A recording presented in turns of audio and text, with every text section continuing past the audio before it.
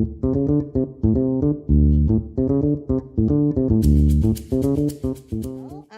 Maya Tamayo. I am one of the co-founders uh, of Angat Bayi and also founding director and co-executive director of Bayi Inc. So, well, actually, I've been with the women's movement since I was a young woman. So even before the SDGs, we've been working with women's empowerment and gender equality, gender justice advocacy. Bayi, for specifically for Bayi was developed. The program Angat Bayi was actually developed for the UP Center for Women's and Gender Studies. It aims to capacitate elected women officials, mayors, vice mayors, councilors, provincial board members on transformative feminist leadership. So basically, it started as a fellowship program for specifically for elected women officials. This is because we wanted to address barriers of women leaders entering and staying on in political spaces. The idea is for us to capacitating women, elected women leaders is just actually an entry point or a strategy. So this is not the end of itself. We want them to, we strongly encourage them to actually replicate the program in their own local government units to train young women to aspire to run for office. In this way, we will be able to address two things. One, for them to have a core group or a support group, because we can train 1,000 women leaders on feminist leadership, but the voters will not vote for feminist leaders.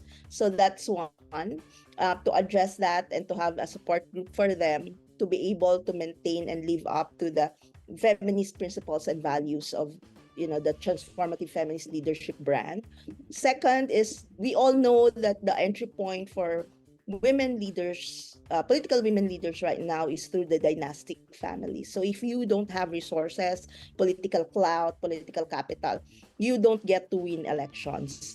So, and you don't get the opportunity to run for office. It's not automatic for women. And so having this kind of program at the local level will actually develop more leaders outside their political families that would eventually run for office and be the second liners. So this is the gist. But when we formed Bayi, we've already expanded the vision into building an ecosystem of transformative feminist leaders at the subnational level. So this means beyond political spaces. For it to work, we have to have feminist leaders in other industries and sectors like business, academia, media, and so on. So they can work together and support each other.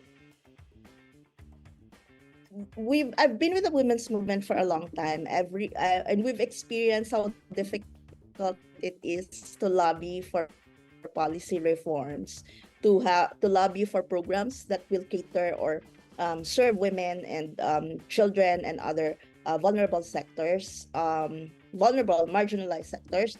And then when I went to the US, I've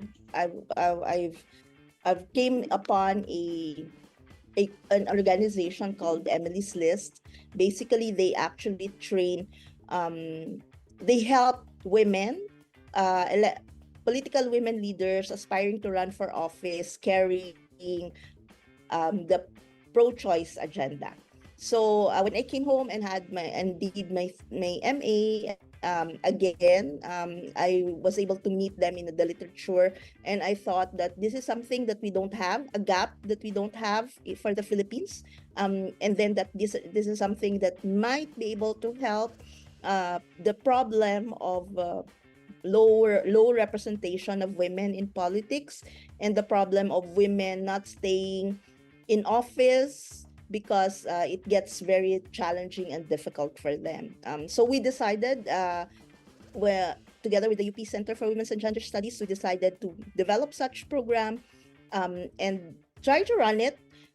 And then it was a successful run that we're now on our fifth, actually sixth run. We've almost uh, capacitated almost 100 political women leaders on transformative feminist leadership, and probably more than 50 young women around the Philippines on which the program we call for young women is the Angat Bayi Political Empowerment Fellowship Program.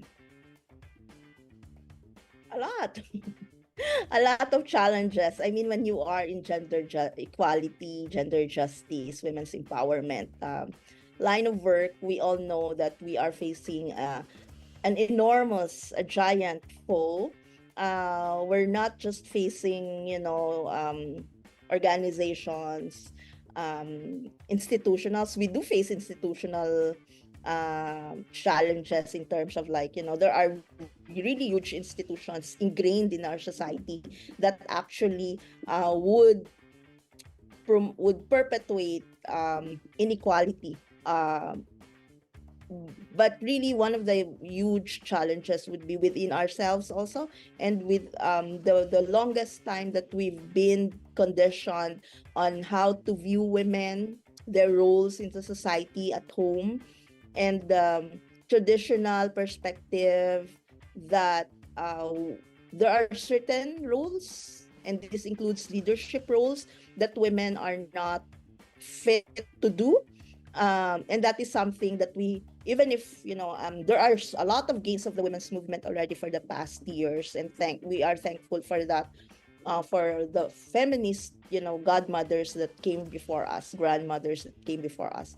But still, there's still a huge percentage, or maybe there's still a lot to do in terms of really transforming people, both voters, constituents, and even the leaders themselves, or women who would probably aspire to run for office but hesitate to do so because of so many challenges. So these are, the we have to dismantle these traditional perspectives, and try to change it and transform it. And at the same time, we also need to provide support to those who decided to actually take on the challenge.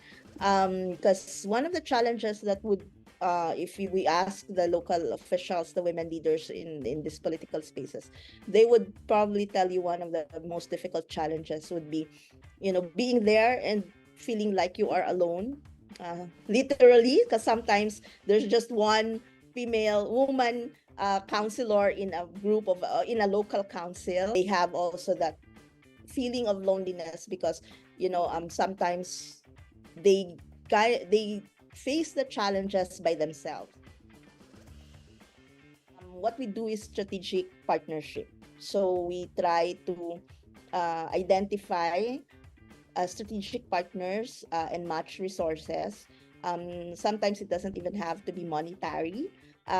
We just find organizations aligned with our visions and principles, doing the same thing or the things that our fellows need. So we also believe that the space is so huge that we need more people to actually do the work. Recently, we've also decided to actually have a replication plan. We understand that we are a small group, and if we want huge impact, we need to convince more organizations or who already doing leadership programs also, and try to integrate with their modules or their activities the values and principles that we espouse, which is the feminist leadership values and principles. So we are not, we don't, we are happy to collaborate with people who do similar things like us. We don't look at it as, territorial or turfing. We think we should be working together for us to be able to exponentially create the impact that we aspire or we want in the long run. So we're happy that we have organizations who also think the same way, and that hopefully in the near future we'll be able to do the planned activities that we have identified um very recently, and we'll be implementing this already. So I think we are one in the belief that women contribute a lot in advancing SDG goals. I think what we should do right now is actually find ways to make this contribution more visible, to value this contribution at the macro level, and make and enable safe, empowering spaces for them to participate in decision-making processes, and in political spaces where decisions are made. Um, and that we should also encourage, and we should also provide that same space to young women. So we also develop new generation of feminist leaders.